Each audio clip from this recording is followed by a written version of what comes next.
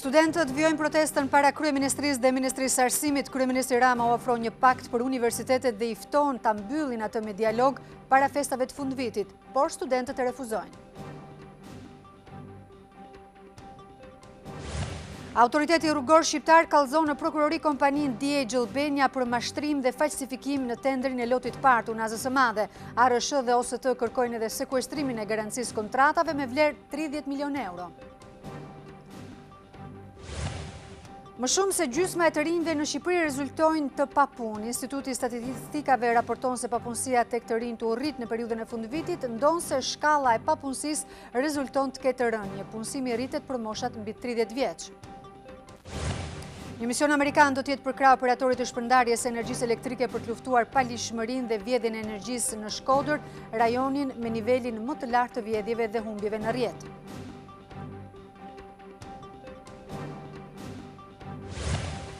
Kryeministria britanike Theresa May përballet me një mocion mosbesimi të iniciuar nga 48 deputet partisë së saj. Mocion mosbesimi edhe në Francë, ku e majta është bërë bashkë kundër presidentit Macron që rrezikon të humbë qeverinë.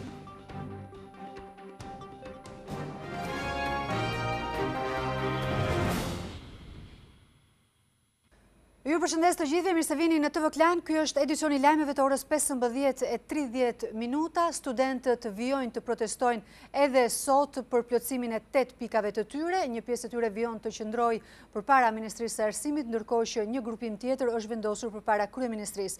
Do të kemi tani në këto momente drejt për drejt gazetarin tonë Rashela Sheu për më shumë detaje. Rashela, të përshëndes, çfarë po ndodh me protestën dhe si është situata në këto momente? Anjola, protesta vijon përpara Ministrisë së Arsimit prej orës 10. Pra janë pothuajse 5 orë që studentët vijojnë protestën e tyre. Sot duhet thënë që ka qenë një situatë më e qetë, duke që edhe pankartat mungojnë në duart e tyre dhe kjo për faktin që ato janë shprehur që çdo kërkesë, çdo deklaratë të bërë deri më sot që është dita e 9 e protestës është më se e qartë. Tashmë presin vetëm që të ketë një reagim nga ana e qeverisë në formë ultimatumi për të plotësuar të 8 pikat që ato kanë paraqitur. Po, përsa i përket në fakt kësaj të fundit, ka qenë kryeministri Edi Rama, i cili ka bërë sërish të tretën ftesë për dialog përmes një statusi në Facebook studentëve, por që nga ana e tyre është dhënë e njëjta përgjigje, pra që nuk ka asnjë negociat dhe nuk ka dialog, pritet vetëm miratimi. Një diçka tjetër në fakt Anjola që duhet theksoj është fakti që në ditën e 9 protestës janë krijuar dy grupime. Njëri grupim është ky që ne sapo shohim që ndodhet përpara Ministrisë së Arsimit, grupimi tjetër është përballë kryeministrisë. Dhe kjo ka ndodhur që nga ora 16 e të martës, duke qenë se ai ishte vendosur si orari i fundit, afati i fundit ku qeveria do kthente një përgjigje dhe më pas do përshkallëzohej. Dhe sot studentët shprehen që janë të ndarë në dy grupime pikërisht si pjesë e përshkallëzimit të tyre. Ne kemi intervistuar në fakt edhe vetë studentët, kështu që të gjitha pyetje që mund të lindin në këtë rast i marrin përgjigjet prej tyre.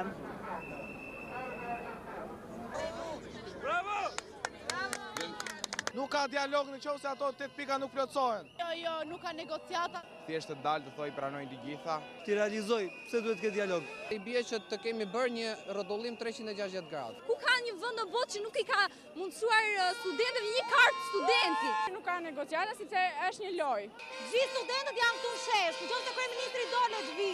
Ai akoma duket nuk e ka kuptuar që ne jemi fuqia e vërtetë e këtij vendi dhe ne do jemi këtu çdo ditë. Jemi gjithë bashkuar, thjesht nuk jemi afër njëri tjetrit. Nuk ka një organizim se cili proteston ku i do shefi. Nuk do kishte më kuptim të vazhdonim të rinim atje. Që nuk ka arsye me politikën fare, se për të ishte politikë do shkonin gjithandej.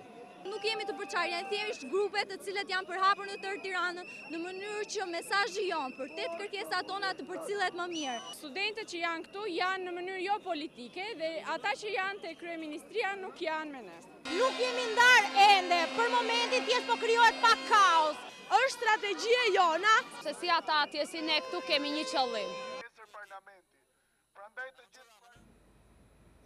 Ishim me Rashela Sheun, e cila ndodhet përpara Ministrisë së Arsimit atje ku një grupim është vendosur duke protestuar për 8 kërkesat e të gjithë studentëve të parashtruara tashmë prej disa ditësh, ndërkohë do shkojmë tani përpara kryeministrisë, atje ku ndodhet gazetarja jon Elia Zotka. Elia, të përshëndes, si është situata atje dhe çfarë kanë vendosur studentët të bëjnë sot apo me vijimin e protestës? Atëherë, siç raportuam edhe në lidhjen tonë të mëngjesit, studentët vazhdojnë të qëndrojnë këtu, siç kanë vazhduar të qëndrojnë për gjatë gjithë natës përpara kryeministrisë dhe janë të vendosur të vazhdojnë të protestojnë. Nga informacionet që kam marrë nga vetë studentët, ata kanë vendosur që ditën e nesërme, kur do të zhvillohet dhe seanca e radhës plenare, ata do të bëhen të gjithë bashkë, edhe grupi studentëve që proteston përpara Ministrisë së Arsimit, edhe studentët që janë tashmë pas krave të mi që protestojnë përpara kryeministrisë, do të bashkojnë gjithë bashkë dhe do të vazhdojnë protestën e tyre përpara parlamentit. Edhe pse ka një perceptim që ata janë të përçarë, ata vetë deklarojnë se janë më të bashkuar se kur, nuk ka rëndësi për ta se ku protestohet, e rëndësishme është që ata janë të gjithë në një mendje. Protestojnë të gjithë për të realizuar 8 kërkesat që ata kanë. Kryeministri Rama ju ka ofruar atyre sërish një kanal komunikimi, ju ka kërkuar të dialogojnë, ka bërë një propozim për një pakt për universitetet, që sipas tij duhet të ulen sa më shpejt ta diskutojnë dhe ta realizojnë atë përpara mbylljes së këtij viti. Gjithsesi unë ju ftoj të ndiqni kronikën në vijim ku ju njeh me propozimin e kryeministrit Rama. Kur protesta është përshkallëzuar dhe një pjesë e studentëve qëndrojnë prej pasdites së të martës poshtë zyrës së tij, kryeministri Edi Rama ofron pakt për universitetet, po përmes rrjeteve sociale ai ka përsëritur ftesën për dialog, për të shkuar drejt këtij pakti që adreson 8 pikat e kërkuara nga studentët protestues. Të dashur student protestues, gjithçka na duhet tani është të ulemi dhe të flasim. 8 pikat janë për mua vetëm piknisja e një faze të re transformimit të botës sonë universitare, dhe këtë transformim duhet e do ta bëjmë vetëm së bashku, përmes një pakti për universitetin me studentëve dhe qeverisë. Rama thotë se vetë nuk vendos asnjë kusht për këtë proces dialogu, por kërkesat sipas tij duhet të diskutohen që të realizohen përpara mbylljes së këtij viti.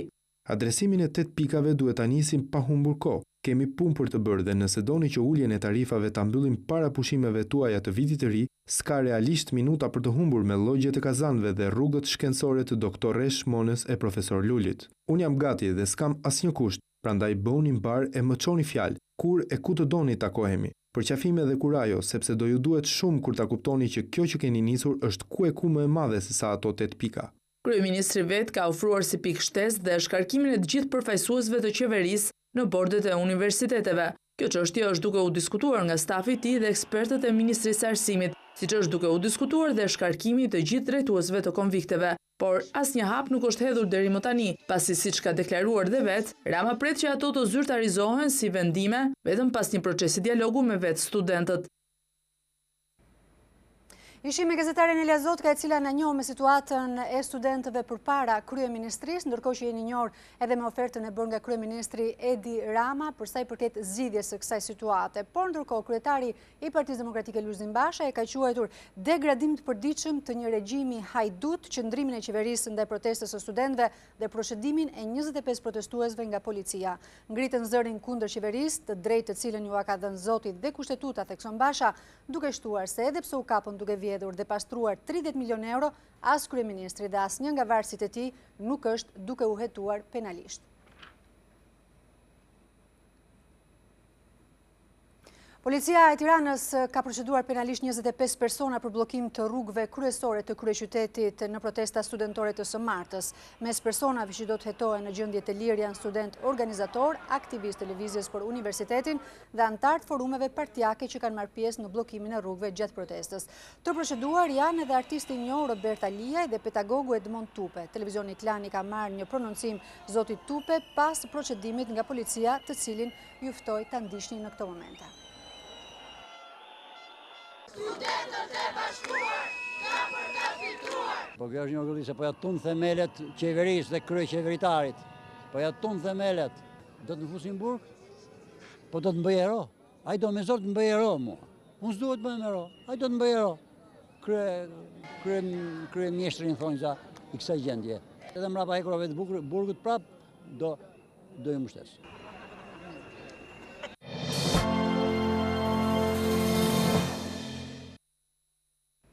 Autoriteti rrugor shqiptar ka kallëzuar në prokurori kompaninë Dhjetor për falsifikim të dokumentave dhe mashtrimin në lidhje me skandalin e tenderit 18 milion euro të lotit parë të Unazës së Madhe. Në prokurori pritet të mbërrinë edhe dokumentat e tenderit tjetër për 12 milion euro që kjo kompani fitoi në OST. Ndërkohë që 2 entet zyrtare kanë kërkuar sekuestrimin e garancisë së kontratave me një vlerë për rreth 30 milion euro. Autoriteti rrugor shqiptar kallëzon penalisht në prokurorinë e Tiranës kompaninë Dhjetor. ARSH kërkon hetimin e kësaj shoqërie për 2 vepra penale që lidhen me falsifikimin e dokumentave dhe mashtrimin. Autoriteti rrugor pranon në shkresën dërguar prokurorisë se kompania është themeluar më datën 25 qershor të këtij viti, disa muaj përpara shpalljes së tenderit për lotin e parë të Unazës së Madhe me vlerë 18 milion euro, ku dhe është shpallur fituese. Por ARSH nënvizon se dokumentat e paraqitura nga kjo firmë kanë qenë të falsifikuara. Këto veprime nënvizon ARSH dëmtojnë imazhin e institucionit dhe buxhetin e shtetit. Po ashtu autoriteti rrugor ka nisur një shkresë agjencisë së prokurimit publik për të përjashtuar nga tenderat bashkimin e operatorëve Biba X dhe Dhjetor, si dhe pritet të shpallë së shpejti rihapjen e tenderit për lotin e parë të Unazës së Madhe. Përmes dokumentave të falsifikuar, Dhjetor ka fituar edhe tenderin për 12 milion eurosh të operatorit të sistemit të transmetimit për linjën 220 kV Burret Peshkopi. Procedurë kjo anulluar dhe tenderi është rihapur këtë të mërkur. Pritet që edhe OST të dorëzojë në prokurori dokumentacionin për tenderin e fituar nga Dhjetor. Si ARSH ashtu edhe OST ka dërguar zyrtarisht kërkesën për të vjel garancinë e kontratës të lënë nga Dhjetor, vlera e të cilës arrin afërsisht 4 milion euro. Kjo garanci vlen për të 2 tenderat që kanë një vlerë prej 30 milion euro. Zëri i Amerikës raportoi të martën se ka dyshime të forta që pas kompanisë Dhjetor fshihet biznesmeni i njohur Bashkim Ulaj. Sipas zërit të Amerikës, para një muaji përfaqësuesi ligjor i firmës Dhjetor, 26 vjeçari Avdiol Dobi, e ka transferuar adresën e tij në kullën Aba Business Center në pronësi të zotit Ulaj, me të cilin ka lidhje familjare. Po ashtu zëri i Amerikës bën edhe një tjetër lidhje mes kompanisë Gener 2 të Ulajt me skandalin e tenderit të lotit të parë të Unazës së Madhe, duke thënë se bilanci i kompanisë Danwell Haberman i dorëzuar në qendrën kombëtare të biznesit rezulton të jetë përkthyer nga zonja Shenda Kruja, e cila nuk figuron në listën e përkthyesve zyrtar të miratuar nga Ministria e Drejtësisë dhe rezulton në rrjetet sociale si specialiste pranë kompanisë Gener 2. Kompania Gener 2 e Ulajt është bërë së fundi edhe pronare e televizionit A2 që ka ekskluzivitetin e rrjetit CNN në Shqipëri. Kontrata e Dhjetor po hetohet edhe në Shtetet e Bashkuara të Amerikës, pasi kjo kompani rezulton se ka falsifikuar edhe një certifikat të sekretarit të shtetit të Delaware që vërtetonte se ajo nuk ishte detyrime fiskale. Në Shqipëri, prokuroria po heton edhe për akuzat për shpërdorim detyre dhe shkelje të barazisë në tendera. Në segmentin nga Pallati me Shigjeta dhe deri tek dogana vijojnë shembjet e ndërtimeve pa leje për t'i hapur kështu rrugë dhe projektit për zgjerimin e Unazës së Madhe. Edhe ky aksion ka patur mirë kuptimin e banorëve. Punimet për projektin e zgjerimit të Unazës së Madhe në segmentin nga Pallati me Shigjeta deri tek dogana po vijojnë me intensitet. Paraditën e së mërkurës, Bashkia e Tiranës prishi disa objekte të tjera pa leje në zonën e Astirit, që shërbenin kryesisht për qëllime biznesi. Pronarët e këtyre ndërtesave nuk kanë kundërshtuar, madje në mënyrë vullnetare kanë bërë zhvendosin e materialeve dhe orendive për të mundësuar më pas prishjen e ndërtimeve. Njëra prej ndërtesave ishte 2 katëshe dhe me një sipërfaqe rreth 700 metra katror. Në të njëjtën mënyrë kanë vepruar edhe banorë të tjerë të kësaj zone, që kanë bashkëpunuar me Inspektoratin e Mbrojtjes së Territorit, duke larguar orendit dhe pajisjet elektroshtëpiake.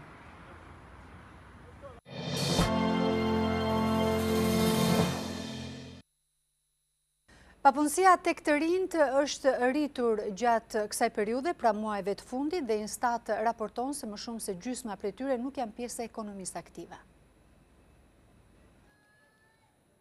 Më shumë se gjysma e të rinjve në Shqipëri nuk janë pjesë e ekonomisë aktive. Sipas Instat, shkalla e punësimit për grup moshën nga 15 deri në 29 vjeç është 39.5%, kundrejt grupit tjetër nga 30 në 64 vjeç, që është 70.7%. Instituti Statistikave raporton se për periudhën korrik shtator të këtij viti janë 5.647 të rinj që janë shtuar numrit të papunëve, krahasuar me një 3 mujor më parë, edhe pse shkalla e papunësisë raportohet e ulur në total. Por kjo rënje e papunësisë ka si shkak kryesor rritjen e punësimit për personat mbi 30 vjeç, 65% e të rinjve kanë deklaruar në anketën e instancë se nuk janë aktiv në një punë për shkak të shkollës apo studimeve dhe 6.6% e tyre, apo 22.300 student, janë shprehur se ndihen të dekurajuar dhe nuk kanë më shpresa për të nisur një punë. Në rang vendi papunësia për 9 muajt e parë të 2018-s arriti shkallën 12.2%, duke ulur me 1.4% krahasuar me një vit më parë.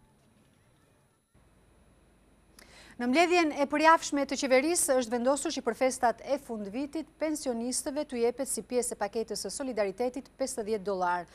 Po ashtu vetë kryeministri në rrjetet sociale lajmëron se është gati çeku i bebeve që do të lindin nga 1 janari vitit 2019. Nisma e re e qeverisë parashikon që për çdo fëmijë të parë të çdo familje do të ketë një çek prej $400, 800 për të dytin dhe 1.200 për fëmijët e tretë.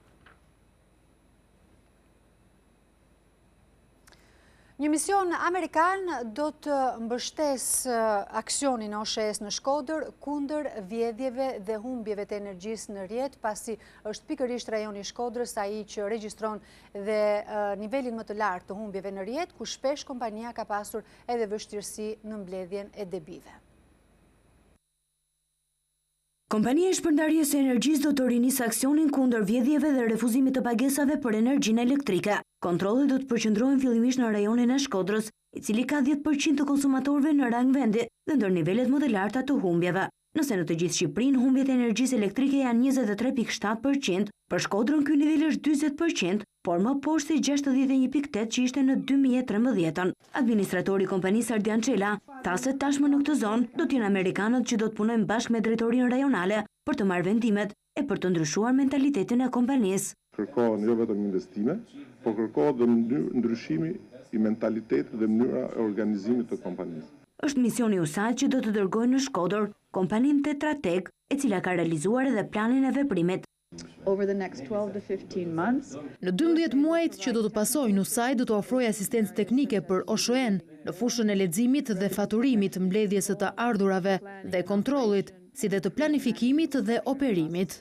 Shkodra është një nga rajonet më të vështira për të operuar dhe luftuar palishmërinë, pasi është ndarë në zona influence, ku shpeshherë punojësit e OSHE-s e kanë të pamundur që të ndërhyjnë.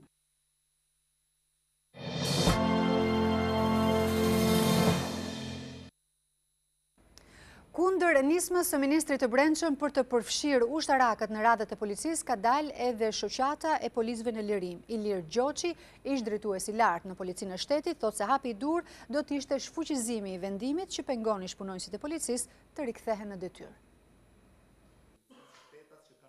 Shoqata e policëve të liruar u bën thirrje organizatave ndërkombëtare dhe partive politike të pengojnë miratimin në parlamentën nismës së ministrit të Brendshëm Sandër Leshaj për të përfshirë ushtarakët në radhët e forcave të rendit. Ilir Gjoqi, ish drejtues i lartë i policisë, thotë se hapi i dur do të ishte shfuqizimi i vendimit që pengon punonjësit e policisë të rikthehen në detyrë. Të bënte ndërhyrjen ligj dhe të hiqte nenin që na kufizon ne ish punonjësve të policisë, të drejtën për të rikthyer në policinë e shtetit. Nga 2013 deri më sot janë larguar rreth 1000 punonjës policie, të cilët me një thirrje që mund bëj ministri dhe me një ndryshim ligjor, thehen njerëzit policisë shtetit dhe nuk ka nevojë që të marrim punonjës nga struktura të tjera, në rastin konkret ish ushtarak. Ashtu si sindikata e policisë dhe shoqata e policëve të liruar, theksojnë se qëllimi i kësaj nisme është kontrolli mbi policinë me persona që vijnë nga radhët e ushtrisë. Policia e shtetit është shkëputur nga forcat e armatosura dhe është një strukturë e administratës civile. Futja e ish ushtarakëve në strukturat e policisë, me këtë kërkojnë që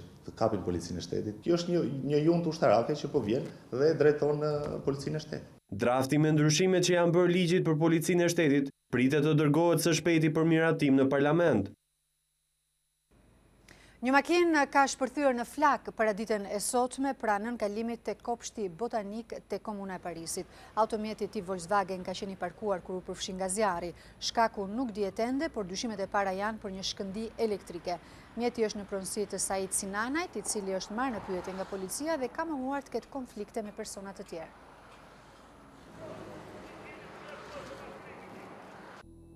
tvklan.al, webi më i klikuar ndër të gjithë televizionet mbar shqiptare. Lajmi i fundit, gjithçka ndodh në vend, rajon dhe botë. I gjeni në kohë reale në tvklan.al.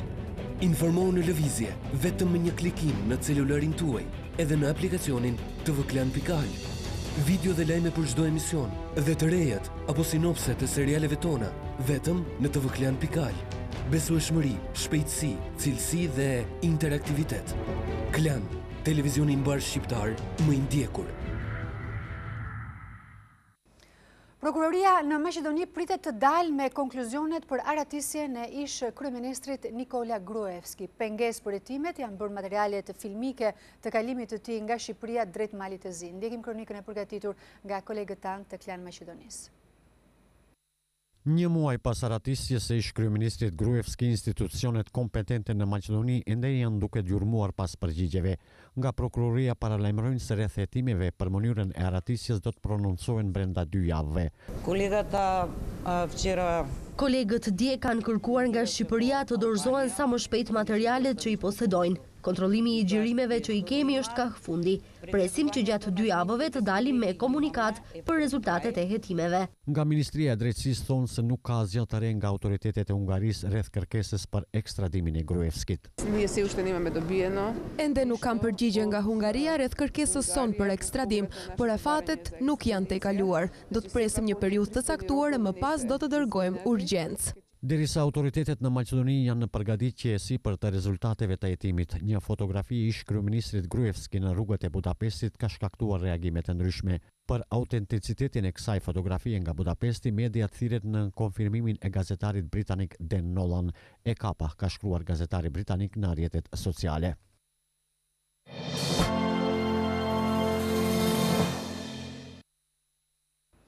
Policia franceze është në kërkim të 29 vjeçarit i cili kreu sulmin terrorist të mbrëmjen e kaluar në tregun e Krishtlindjeve në Strasburg. Si pasojë e të shtënave me armë, mbetën të vrarë 2 persona dhe u plagosën 14 të tjerë.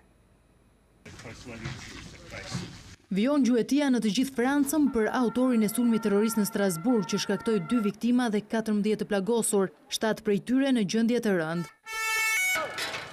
Më shumë se 350 oficer policie janë angazhuar në kapjen e Sherif Çekat, personit që shihni në këtë foto. Mbrëmjen e së martës ai hyri në tregun e Krishtlindjeve në Strasburg dhe nisi të qelloj drejt njerëzve dhe më pas u përplas me policin. Dëshmitarët shpjeguan për mediat franceze kaosin në momentin e ngjarjes. Dëgjova shumë të shtëna, mendova fillimisht se ishin kapsolla apo se po sulmojnë ndonjë dyqan. Pas shumë njerëz që bërtisnin e vraponin, fëmijë që qanin.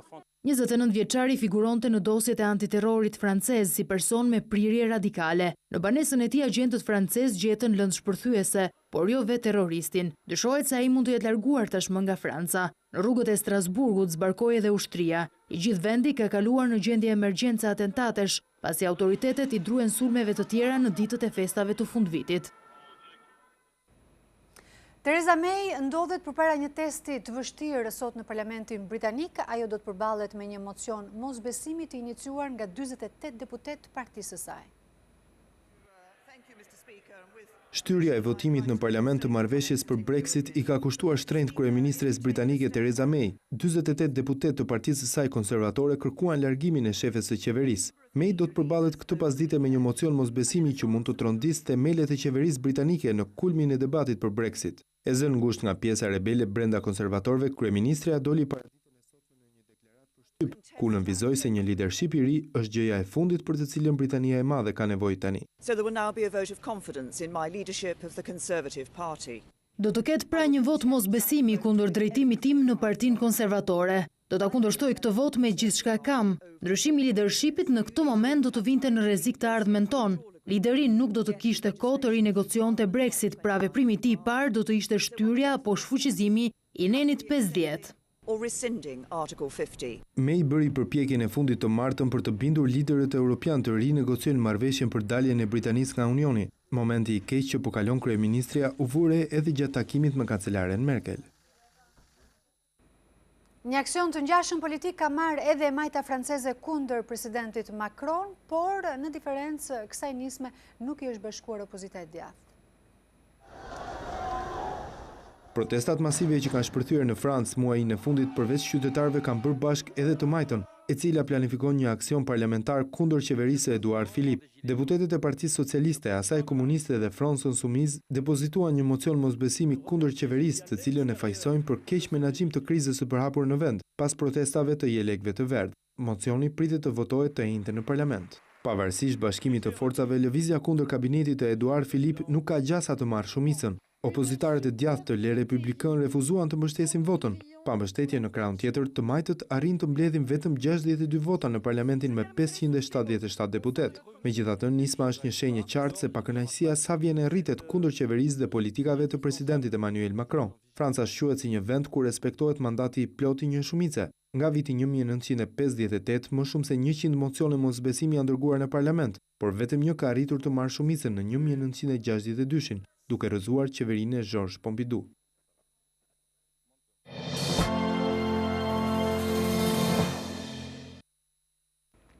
Gjithmonë e veçantë në stilin e saj, këngëtarja Miley Cyrus vjen me një klip provokues.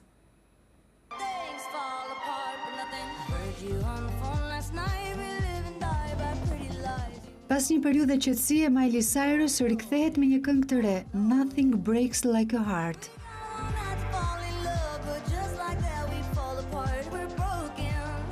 E njohur për zhurmën dhe debatin që shkakton sa herë që shfaqet në publik, 26 vjeçaria nuk na ka surprizuar edhe kësaj radhe. Ajo ka publikuar një foto topless në llogarinë e saj në Twitter për të njoftuar daljen në treg të klipit të ri.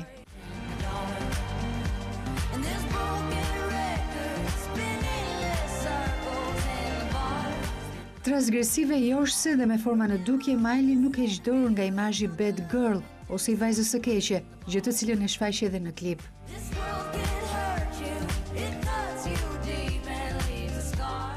Një bashkëpunim me Mark Ronson, kënga është pjesë e albumit solistit Late Night Feelings. Në fund flasim edhe për atmosferën e festave të fundvitit, pasi të njëjtën qendra tregtare Univers inauguron ambientet e reja dhe risit që sjell për klientët për këtë fundvit. Pjesa e aktiviteteve do të jetë një koncert me reperin e njohur Ledri Vula dhe një short për të fituar një makinë Volkswagen Polo.